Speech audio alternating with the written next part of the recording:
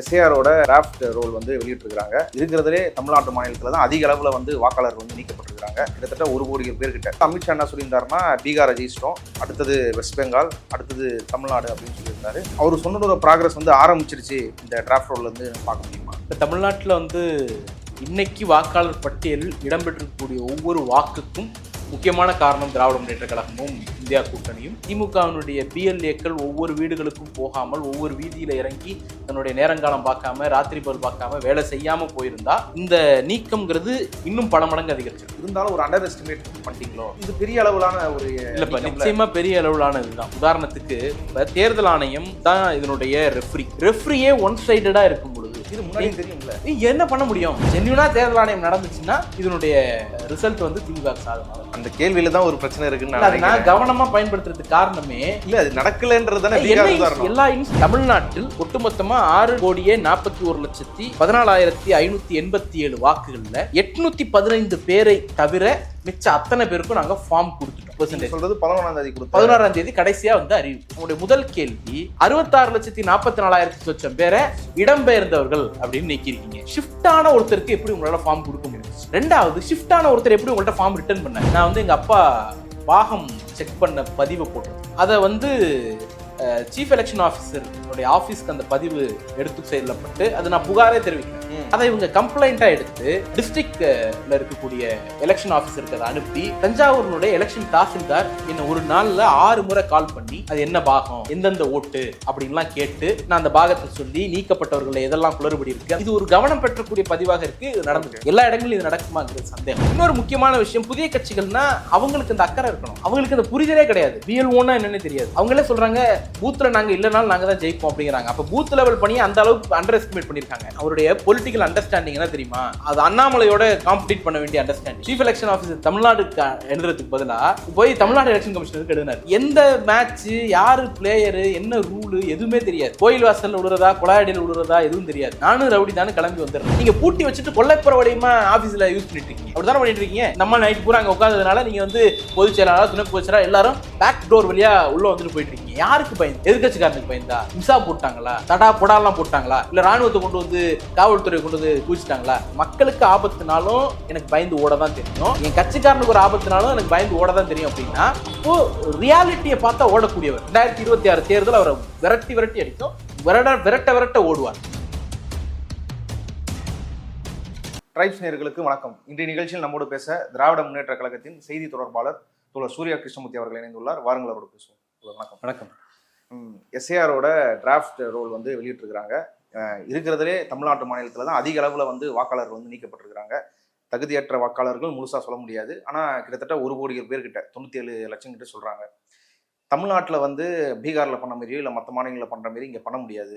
இங்கே வந்து பிஎல்ஏஸ் வந்து அதிகம். கிட்டத்தட்ட 2 லட்சம் பேர்கிட்ட வந்து இங்கே இருக்க கட்சிகளோட பிஎல்எஸ் இருக்கிறாங்க. குறிப்பாக முதல்வர் அவரே சொல்லியிருந்தாரு, ஒரு வாக்கு கூட, அது திராவிட முன்னேற்ற கழகத்தோட வாக்காளர்கள் கூட இருக்கட்டும், ஆனால் தமிழ்நாட்டோட ஒரு வாக்கு கூட விடுபடாத அளவு நாங்கள் இங்கே ஒர்க் பண்ணுவோம் அப்படின்னு சொல்லியிருந்தாங்க. இது ஒரு சவாலாகவே விட்டாங்க, முதல்வர் விட்டுருந்தாங்க. இப்போ நீங்களாமும் அதை தான் பேசியிருந்தீங்க. ஆனால் அந்த பக்கத்தில் அமித்ஷா என்ன சொல்லியிருந்தாருன்னா பீகாரை ஜெயிச்சிட்டோம், அடுத்தது வெஸ்ட் பெங்கால், அடுத்தது தமிழ்நாடு அப்படின்னு சொல்லியிருந்தாரு. அவர் சொன்னதோட ப்ராக்ரஸ் வந்து ஆரம்பிச்சிருச்சு இந்த டிராஃப்ட் ரோல்ல இருந்து பார்க்க முடியுமா? இப்போ தமிழ்நாட்டில் வந்து இன்னைக்கு வாக்காளர் பட்டியலில் இடம்பெற்றிருக்கக்கூடிய ஒவ்வொரு வாக்குக்கும் முக்கியமான காரணம் திராவிட முன்னேற்ற கழகமும் இந்தியா கூட்டணியும் அது நடத்திய அரசியல் அழுத்தம் மற்றும் போராட்டம் தான். ஒருவேளை திமுகவும் கூட்டணி கட்சிகளும் களத்தில் இறங்கி பணியாற்றாமல் போயிருந்தால், திமுகவினுடைய பிஎல்ஏக்கள் ஒவ்வொரு வீடுகளுக்கும் போகாமல் ஒவ்வொரு வீதியில இறங்கி தன்னுடைய நேரங்காலம் பார்க்காம ராத்திரி பகல் பார்க்காம வேலை செய்யாம போயிருந்தா இந்த நீக்கம்ங்கிறது இன்னும் பல மடங்கு அதிகரிச்சிருக்கும். 2 கோடி 2.5 கோடி அப்படிங்கிற இடத்திற்கு கூட போயிருக்கக்கூடும். இன்னைக்கு பாதுகாக்கப்பட்ட ஒவ்வொரு வாக்கும் திராவிட முன்னேற்ற கழகத்தினுடைய தொடர் போராட்டத்தினுடைய விளைவாக, தொடர் களப்பணியினுடைய விளைவாக, சாதாரண நானும் தலைவர்கள் அப்படிங்கிற அளவுல கூட சொல்லலை, கிரவுண்ட்ல ஒர்க் பண்ணக்கூடிய ஒரு எளிய தொண்டர்களுடைய முயற்சியால தான் வந்து குறைந்தபட்ச சேஃப்கார்ட் பண்ணப்பட்டிருக்கு. 1. 2வது, நீக்கப்பட்ட வாக்காளர்கள் அப்படிங்கிறதுல வந்து தொடக்கம் முதலே இதை நம்ம சதின்னு சொல்றோம். இதை நம்ம எந்த இடத்துலையும் வரவேற்கல.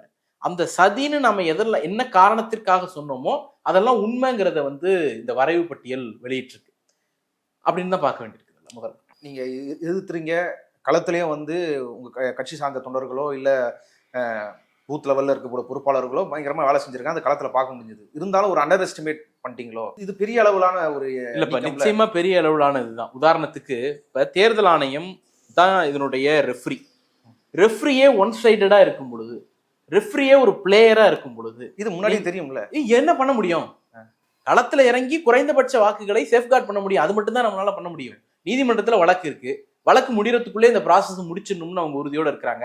நீதிமன்றத்துல போய் கதவை தட்டும் பொழுதும் வெயிட் பண்ணுங்க, முடிக்கட்டும், இல்ல வெயிட் பண்ணுவோம், அனலைஸ் பண்ணுவோம், அந்த இடம் தான் வருது. நாடாளுமன்றத்துல பேசினா இதுக்கு எங்களுக்கு சம்பந்தம் இல்லை, போய் தேர்தல் ஆணையத்தை பாரு அப்படிங்கிறாங்க. விவாதத்திற்கு கூட அதை எடுத்துக்கொள்வதற்கு போராட வேண்டியிருக்கு.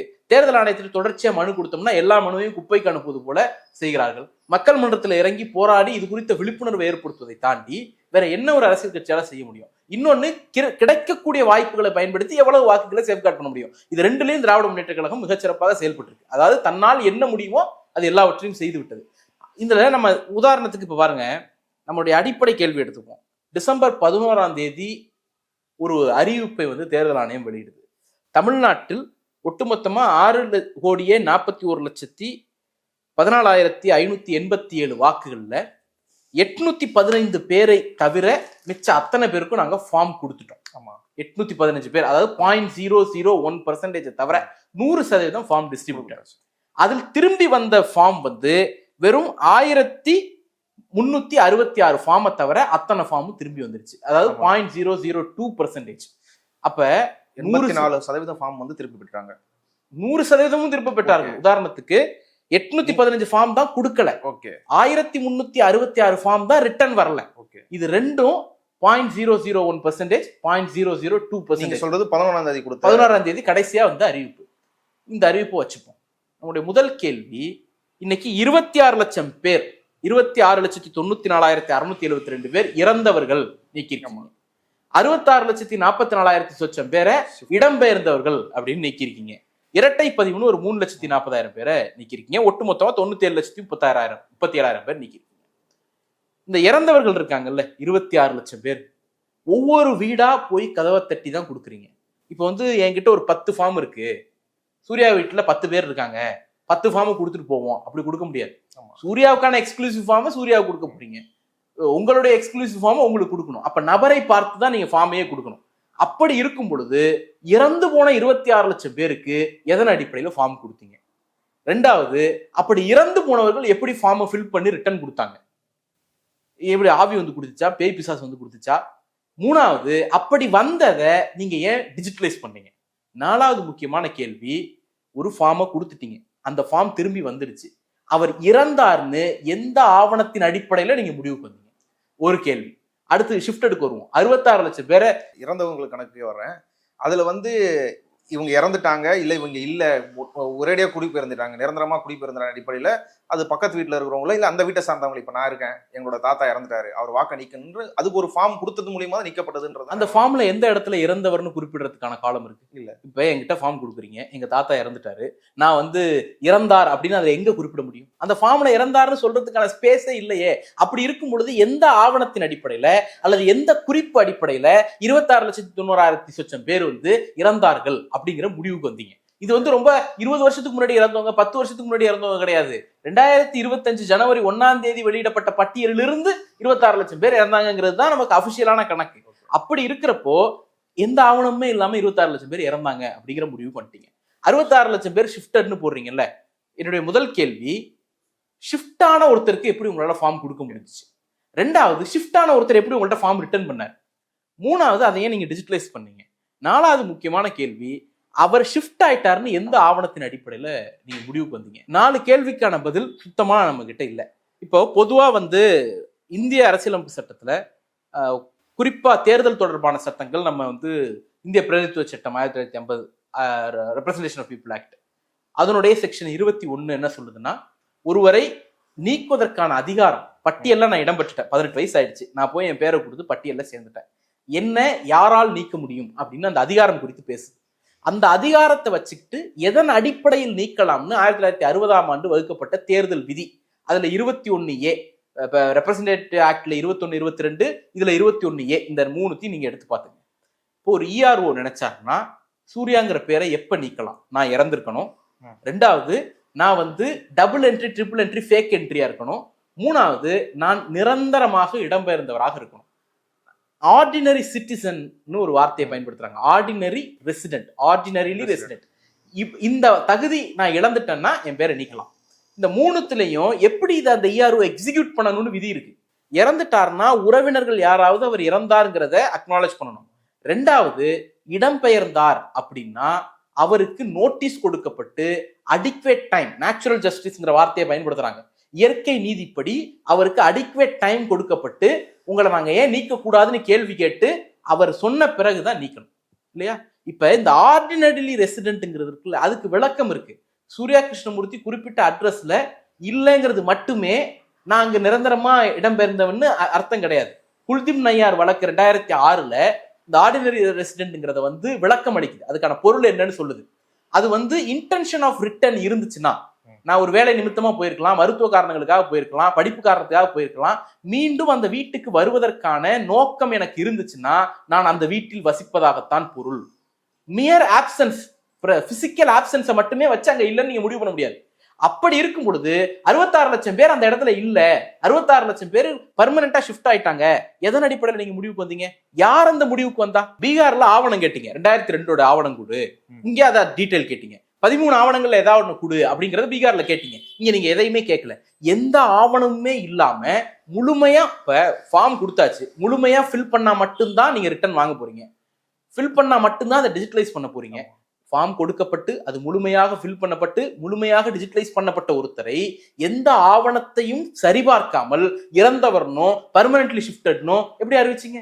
அவங்க என்ன சொல்றாங்கன்னா, மேப் பண்ண முடியல அவங்கள அப்படின்னு ஒரு கேட்குறாங்க. அதுக்கு ஓகே, அவங்க மேப் பண்ண முடியலன்னா எப்படி ஃபார்ம் கொடுத்தீங்கன்றது ஒரு யதார்த்தமான, அது புரிஞ்சிக்கூட விஷயம், முரண்பாடா இருக்குதுன்ற புரிஞ்சிக்கிற விஷயம். ஆனா இப்போ ஒரு குறிப்பிட்ட காலம் கொடுத்துருக்காங்களே, அவங்க மறுபடியும் ஃபார்ம் 6 கொடுத்து புதுசா ஒரு ஓட்டரா சேர்ந்துக்கலான்றது. இப்போ அவங்க எப்படி மேப் பண்ண போறாங்க? எப்படி அவங்களுக்கான நோட்டிபிகேஷன் கொடுப்பாங்க? இல்லது சிட்டிசன் மேல தலைவலியை ஏற்படுத்துறது. இப்போ நான் 18 வயது நிரம்பியவுடன் நான் போய் என்ன வாக்காளரா பதிவு பண்ணிக்கிறேன்னா, நான் இந்த நாட்டினுடைய குடிமகனான்னு அதுக்கான ஆவணத்தை சரிபார்த்து தான் என் பேரை சேர்க்குறீங்க. அடுத்தது என்னுடைய ஏஜுக்கு நீங்க ப்ரூஃப் பார்த்து தான் சேர்க்குறீங்க. இன்னும் சொல்ல போனா அதுக்கு அடுத்து என்னுடைய இடத்துக்கு, பெற்றோருக்கு, எல்லாத்துக்கும் ஆவணத்தை என்கிட்ட வாங்கிக்கிட்டு தான் என் பேரை பட்டியல்லையே சேர்க்குறீங்க. இப்ப என் பேரை பட்டியல்ல இருந்து நீக்கணும்னா நீங்க தானே ப்ரூவ் பண்ணணும். நீங்க தானே அந்த ஆவணங்கள்லாம் பொய், இவர் ஃபேக் ஓட்டர் அப்படிங்கிறத ப்ரூவ் பண்ணணும். நான் நீக்கிட்டேன், நீ ப்ரூவ் பண்ணு அப்படின்னு சொல்ற தலைவலியை எதற்காக ஒரு வாக்காளருக்கு கொடுக்குறீங்க? அப்ப இந்த நாட்டில் ஓட்டு போடக்கூடிய மக்களை அலைக்கழிக்கக்கூடிய வேலையில தேர்தல் ஆணையம் ஈடுபடுது, பாஜக ஈடுபடுது, அதிமுக ஒத்துவுது. அப்படி அலைக்கழிக்க கூடாது. மக்களுடைய நியாயபூர்வமான ஜனநாயகபூர்வமான உரிமையை காப்பாற்றணும்னு திமுக நிக்குது. அதனாலதான் நான் முதல்ல சொன்னேன், ஒவ்வொரு வாக்கும் பாதுகாக்கப்படுவது திமுகவின் போராட்டத்தால். ஒவ்வொரு வாக்கும் இங்கே பறிபோவது அதிமுக பாஜக தேர்தல் ஆணையத்தினுடைய கூட்டுச்சதியா. இப்ப இடம்பெயர்வுக்கு திருப்பி வரும். ஒருத்தர் இடம்பெயர்ந்துட்டார். தேர்தல் ஆணையத்தினுடைய இடம்பெயர்வு குறித்த கிளாரிபிகேஷன் என்னவா இருக்குன்னா, அது ஒரு ஆர்பிட்ரரியான தன்னிச்சையான, நான் ஒரு ERO தன்னிச்சையா நான் ஒருத்தர் இடம்பெயர்ந்துட்டேன்னு அறிவிக்க முடியாது. அந்த இடப்பெயர்வுன்னு ஒருத்தர் அறிவிக்கிறனாலே அவர் வேற எங்கேயோ ஒரு இடத்துல ஓட்டு வாங்கிட்டாருன்னு ப்ரூவ் பண்ணணும். இப்ப நான் கும்பகோணத்துல ஓட்டு வச்சுட்டு தேனாம்பேட்டையில ஃபார்ம் 6 கொடுத்தேன்னா நான் இடம்பெயர்வு, எனக்கு இன்னொரு இடத்துல ஓட்டு வந்துருச்சு, கும்பகோணம் ஓட்டை நீக்கக்கூடிய அதிகாரம் EROக்கு இருக்கு. இன்னொரு இடத்துல என்ரோல் ஆகாம என் ஓட்டை நீக்க முடியாது.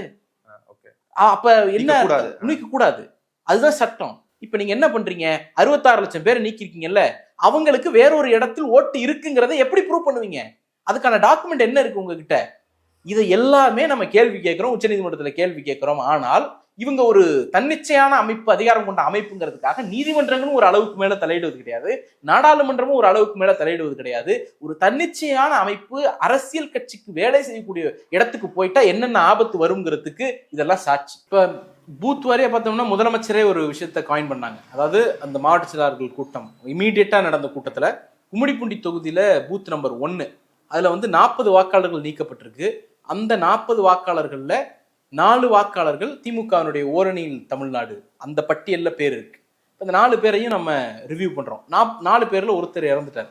மிச்சம் 3 பேர் வாக்கு இடப்பெயர்வுன்னு போட்டு நீக்கப்பட்டிருக்கு. ஆனால் அவர்கள் இங்க இருக்கிறாங்க அப்படிங்கிற அடிப்படையில் அந்த 3 பேரை சேர்க்கறதுக்கான நடவடிக்கையை திமுக ஈடுபடுது. இந்த மாதிரி ஒவ்வொரு பூத்துலயும் மைக்ரோ மேனேஜ்மெண்ட் பண்றதுக்கு தயாரா இருக்கும். இப்ப நமக்கு இருக்கிற பெரிய ஆபத்தே எல்லாத்தையும் நம்ம கொண்டு போய் கொடுத்துருவோம். இன்னொரு டிராஃப்ட் ரோல் வந்துச்சுன்னா இதெல்லாம் இடம்பெற்றுதான் நம்ம சரிபார்த்த முடியும். அடுத்த ரோல் ஃபைனல் ரோல் தான். அந்த ஃபைனல் ரோல்ல இடம்பெறலைன்னா ஒண்ணுமே பண்ண முடியாது. அப்ப நம்ம போய் டிஸ்ட்ரிக்ட் மேஜிஸ்ட்ரேட்ல கோர்ட்ல அப்படி போய் நிக்க வேண்டிய தேவை இருக்கும். எத்தனை பேர் அப்படி போவாங்க அப்படிங்கிற கேள்வியும் இருக்கு. அதற்கான சத்து எவ்வளவு பேருக்கு இருக்கு அப்படிங்கிறது இருக்கு. அப்ப அம்பேத்கரனுடைய ஒரு வாக்கு ஒரு மதிப்பு ஒரு மனிதன் அப்படிங்கிற அந்த கோட்பாட்டை சிதைக்கணும். அப்ப இதனுடைய வல்னரபிள் குரூப்பா இருக்கக்கூடிய பெண்கள், பழங்குடியினர், தலித்துகள், பிற்படுத்தப்பட்டோர், மிகவும் பிற்படுத்தப்பட்டோர், சிறுபான்மையினர், இவங்க எல்லாரையும் டார்கெட் பண்ணி அடிச்சு உடைக்கணும் அப்படிங்கிறது மட்டும்தான் அதனுடைய நோக்கமா பார்க்க வேண்டியிருக்கு. உதாரணத்துக்கு இதெல்லாம் விட்டுரும். இப்ப எனக்கு வந்து 8 ஓட்டு எங்க குடும்பத்துல. நாங்க வந்து வேலை நிமித்தம் ஒரு வருஷம் சென்னைக்கு இடம்பெயர்றோம்னு வச்சுப்போம். என்னுடைய ஓட்டு பூரா ஊர்ல கிராமத்துல இருக்கு. நான் வந்து 2000 ரூபாய் செலவு பண்ணா மட்டும்தான், ஒரு பேருந்துல போயிட்டு வரணும் அப்படின்னா 2000 ரூபாய் செலவு பண்ணா மட்டும்தான் அந்த 8 ஓட்டை செக்யூர் பண்றதுக்காக போய் எழுதி கொடுத்துட்டு வர முடியும். நான் 2000 செலவு பண்ணிட்டு போயிட்டு வரேன். எனக்கு ஒவ்வொரு ஆண்டும் தேர்தலில் வாக்களிக்கக்கூடிய, ஒவ்வொரு முறையும் வாக்களிக்கக்கூடிய ஒரு குடும்பம், அதுல ஆர்வம் காட்டக்கூடிய ஒரு குடும்பம், ஒரு அரசியல் பின்புலத்திலிருந்து வரக்கூடிய ஒரு குடும்பம், அதனால 2000 ரூபாய் செலவு பண்ணிட்டு நான் போயிட்டு வரேன். இப்போ தேர்தலில் வாக்களிப்பதிலேயே ஆர்வம் இல்லாம ஒருத்தர் இருப்பார்ல, எனக்கு என்ன அது என்ன ஒரு ஹாலிடே அப்படின்னு நினைச்சிட்டு போவார்ல, அவங்க தமிழ்நாட்டில் ஒரு 30% இருக்காங்க தானே, அவங்களால தானே 70%க்கு மேல போலிங் போகாம இருக்கு. அவங்க வாக்களிக்கையே வராதவர்கள் தன்னுடைய வாக்குரிமையை காப்பாற்றுவதற்கு வந்திருப்பாங்கன்னு நம்ம எப்படி கருதுறது? அப்ப நீக்கப்பட்டவர்கள் பெரும்பான்மையானவர்கள் இடம்பெயர்ந்தோரோ இறந்தோரோ அப்படின்னு இவங்க காரணம் சொல்றாங்க. உண்மையிலேயே அவர்கள் இதுவரைக்கும் தேர்தலில் வாக்களிக்கக்கூடிய ஆர்வம் இல்லாதவர்களாக இருந்திருக்கலாம். இப்ப உதாரணத்துக்கு கடந்த தேர்தலில் வந்து 2021 1,65,99,103 வாக்குகள், 26.73% பதிவாகல. 2024 31.28% பதிவாகல. இவர்கள் எல்லாம் வாக்களிக்க ஆர்வம் செலுத்தாதவர்கள் அல்லது வாக்களிக்க இயலாதவர்கள். இதுல ஒரு 80% இயலாம போயிருக்கும். ஏதோ ஒரு மெடிக்கல் ரீசன்காக வெளில போனது வந்தது இப்படி இருக்கலாம். ஒரு 25% வந்து ஆர்வமின்மை இருக்கும். இப்ப இவர்களுடைய வாக்குகள் தான் குறிவைத்து நீக்கப்பட்டிருக்கிறதா நம்ம கருதுறோம். அப்படிங்கிறதுனால தான் நமக்கு வந்து விக்டரி மார்ஜின் எவ்வளோன்னு கம்பேர் பண்றதை விட பதிவாகாத வாக்குகளை விட நீக்கப்பட்ட வாக்குகள் கூட இருக்கா குறைவா இருக்கா அப்படிங்கிறதா கேள்வி. அப்படி பார்த்தோம்னா அண்ணா நகர் நீங்களா 233 தொகுதிகள்லையும் அந்த பதிவாகாத வாக்குகளும் நீக்கப்பட்ட வாக்குகளும் டேலி ஆயிடுது. அதுக்கு குறைவா தான் நீக்கப்பட்ட வாக்குகள் இருக்கு. அண்ணா நகர்ல மட்டும்தான் போன தடவை பதிவான வாக்குகள்லயே சில வாக்குகள் வந்து வெளில போயிருக்கு. அந்த மாதிரி ஒரு தொகுதி மட்டும்தான் நம்மளால ஐடென்டிஃபை பண்ண முடியும். ஆனா பொதுவா நம்ம ஹோல்சமா பார்க்க வேண்டியது பெண்கள் வாக்குகள் குறிவைத்து நீக்கப்பட்டிருக்கு.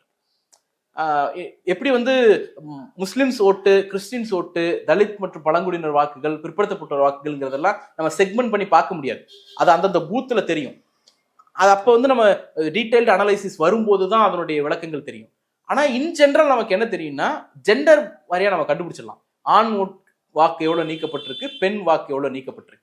இப்ப இன்னைக்கு திமுகவுக்கு பெண்களுடைய வாக்கு மிகப்பெரிய பலமா இருக்கு. தொடர்ச்சியாக இந்த அரசு பெண்களுக்கான திட்டங்களாக செய்து கொண்டிருக்கிற போது அதனால் வரக்கூடிய பயனாளிகள் திராவிட முன்னேற்ற கழகத்தை மிகப்பெரிய அளவில் பேக்கப் பண்றாங்க. ஒரு காலத்துல ஜெயலலிதாவுக்காக அதிமுகவுக்கு போன வாக்குகள், ரெட்டலைக்காக அதிமுகவுக்கு போன வாக்குகள்லாம் இன்னைக்கு உதயசூரியனுக்கு, திராவிட முன்னேற்ற கழக தலைவருக்கு அவருடைய திட்டங்களால், சமூக நல திட்டங்களால் வந்து சேரக்கூடியதை பார்க்கிறோம். தொடர்ச்சியா பார்க்கிறோம். 2019, 21, 24 எல்லா தேர்தலையும் பார்க்கிறோம். அப்ப பெண்கள் வாக்குகளை இவர்கள் குறிவைத்து நீக்கி இருக்கிறார்கள். உதாரணத்துக்கு தமிழ்நாட்டில் 49.9 லட்சம் வாக்கு, ஏறக்குறைய 50 லட்சம் வாக்குகள் பெண்கள் வாக்கு நீக்கப்பட்டிருக்கு. நீக்கப்பட்டோர்ல இது 52%. ஆண்கள் வாக்கை விட பெண்கள் வாக்கு ஒரு 4% அதிகமா நீக்கியிருக்காங்க. நம்பர் 1. 2வது 35 வாக்குகள்ல நீக்கப்பட்டோர் பட்டியலை மட்டும் தனியா எடுத்தோம்னா அதுல 75%க்கு மேல பெண்கள். உதாரணத்துக்கு இப்ப இது ஹிந்துலயே வந்திருந்தது. திருச்செந்தூர்ல செயின்ட் சூசைன் ஒரு ஸ்கூல், 110 பேரை நீக்கியிருக்காங்க. 95 பேர் பெண்கள். அடுத்து அதே போல கீழ்வேலூர்ல யூனியன் பஞ்சாயத்து ஸ்கூல் 74 பேர் நீக்கியிருக்காங்க, 61 பேர் பெண்கள். இதெல்லாம் வந்து இதுல டெத் இருக்கலாம், ஷிஃப்டட் இருக்கலாம்.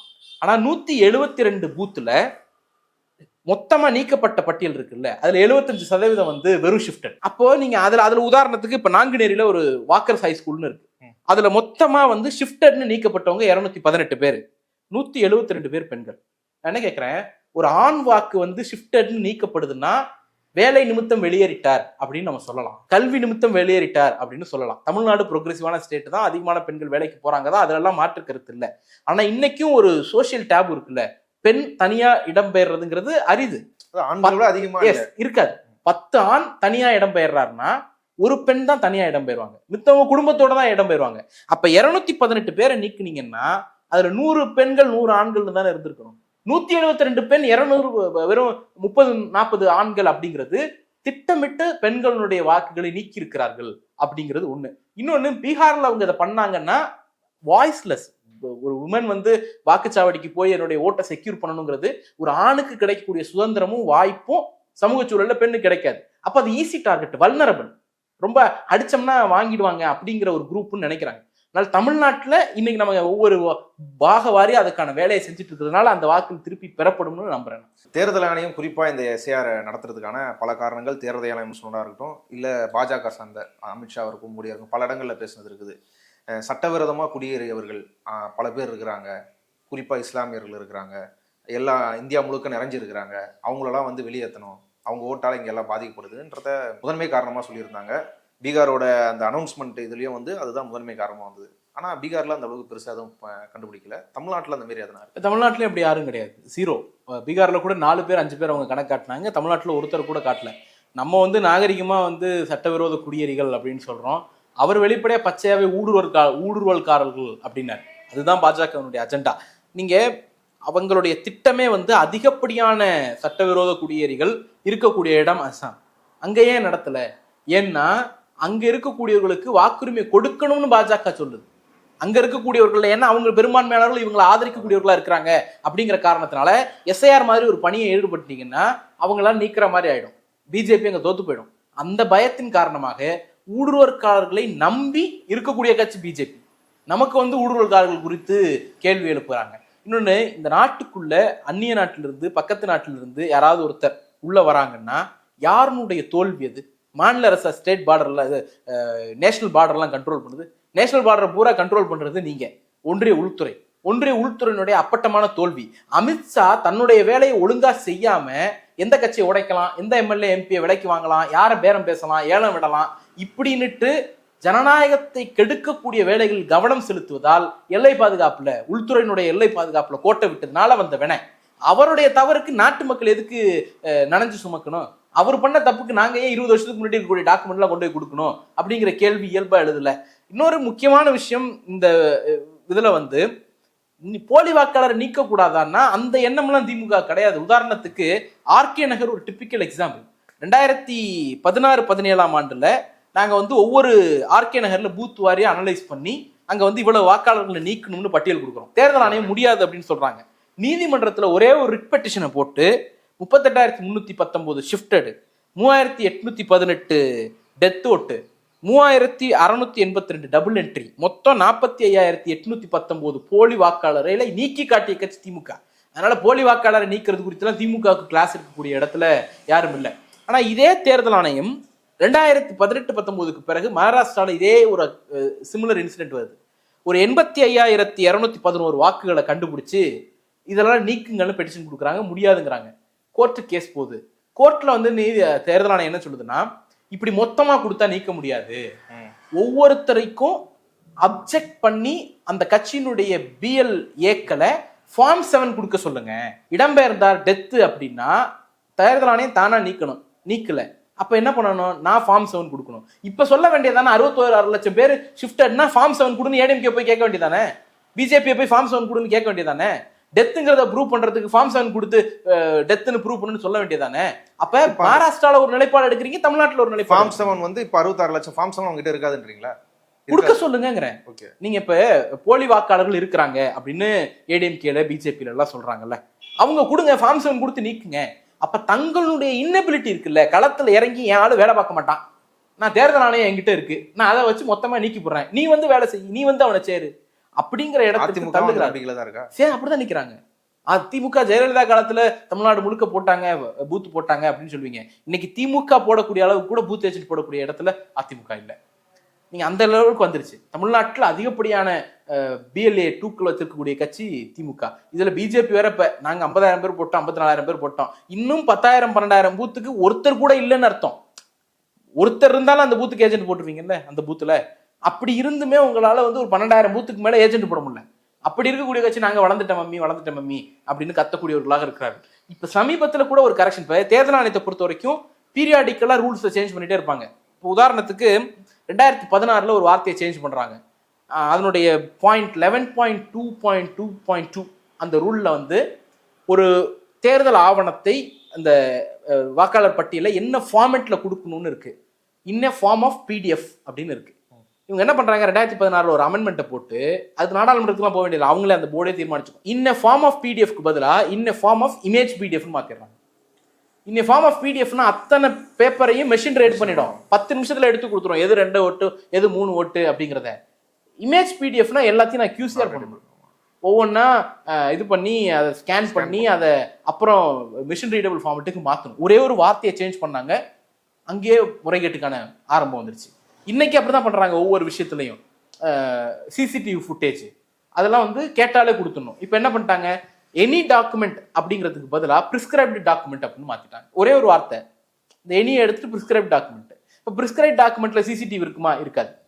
இந்த மாதிரியான தில்லுமுள்ளுகளை அவர்கள் செய்கிறார்கள். சரி, இவங்க மேல நடவடிக்கை எடுக்க முடியுமா? நாடாளுமன்றத்தில் பாதுகாப்பு வாங்கி வச்சுட்டாங்க, இவங்க மேல எந்த நடவடிக்கை எடுக்க முடியாது.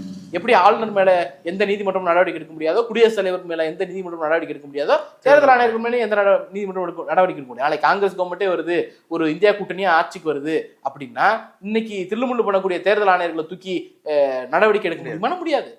அவங்க பணிக்காலத்திலையும் பண்ண முடியாது, பணி முடிச்சு போன பிறகு பண்ண முடியாது. அப்போ நீங்க அதனாலதான் திரிணாமுல் காங்கிரஸ் கேட்குது, இவர் தேர்தல் ஆணையர் அறிவிக்கிறாரு, அவங்க வீட்டில் 2 பேருக்கு டிஸ்ட்ரிக்ட் மேஜிஸ்ட்ரேட் பிஜேபி ஆளக்கூடிய மாநிலங்களில் போட்டு தராங்களே அப்படின்னு அந்த இன்ட்ரெஸ்ட்டை கொஸ்டின் பண்றாருல, அதுக்கு என்ன பதில் வச்சிருக்காங்க? இந்த தில்லுமுல்கள் தொடர்ந்து நடந்துகிட்டே இருக்கு, அதையும் நம்ம சேர்த்து பார்க்கணும். ஓகே, இல்லை ஒரு பக்கம் வந்து நீங்க தேர்தல் ஆணையம் வந்து நடுநிலையா இல்லை, ஜென்யூனா இல்லை அப்படின்ற விமர்சனங்கள் வைக்கப்படுது, அது உண்மையும் கூட. ஆனால் இன்னொரு பக்கத்தில் பாஜக தரப்புல இருந்து குறிப்பா சென்னையோட டிராஃப்ட் லிஸ்ட் வெளியிட்டாங்கல்ல, அன்னைக்கு நடந்த ப்ரெஸ் மீட்லையா இருக்கட்டும், இல்லை அதுக்கு முதல்ல நடந்த ப்ரெஸ் மீட்லையா இருக்கட்டும், அவங்களாம் என்ன சொல்றாங்கன்னா, இங்கே இருக்கிற பிஎல்ஏக்களை வந்து இங்கே இருக்கிற பிஎல்ஓக்களை வந்து திமுக தான் வழி நடத்துது, இங்கே இருக்கிற தேர்தல் ஆணையத்தை திமுக தான் வழி நடத்துதுன்றதா அவங்க சொல்றாங்க. ஓகே, அது பாஜகன்னு எடுத்துக்கலாம். இப்போ விஜய் அவர்களும் விஜய் கட்சி சார்ந்தவர்களும் வந்து டிவிகே அவங்களும் வந்து என்ன சொல்றாங்கன்னா, எங்க ஓட்டுகளை வந்து குறி வச்சு எங்களுக்கு வந்து ஃபார்ம் வரவிட முடியாத மாரி திமுகவோட லோக்கல்ஸ் வந்து திறக்கிறாங்க, பிஎல்ஏஸ் வந்து திறக்கிறாங்க. அதாவது the moment they become BLO, அந்த நொடியிலிருந்து அவர்கள் தேர்தல் ஆணையத்தின் பணியாளர்கள்.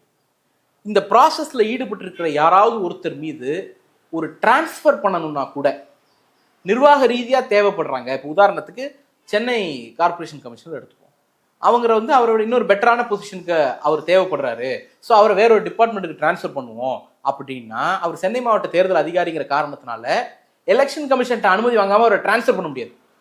ஸ்டேட் கவர்மெண்ட் தன்னோட எல்லா பவரும் இருக்கக்கூடிய ஒரு ஸ்டேட் கவர்மெண்ட் அட்மினிஸ்ட்ரேட்டிவ் டிரான்ஸ்ஃபருக்கு கூட எலெக்ஷன் கமிஷனுக்கு அனுமதி வாங்கணும்.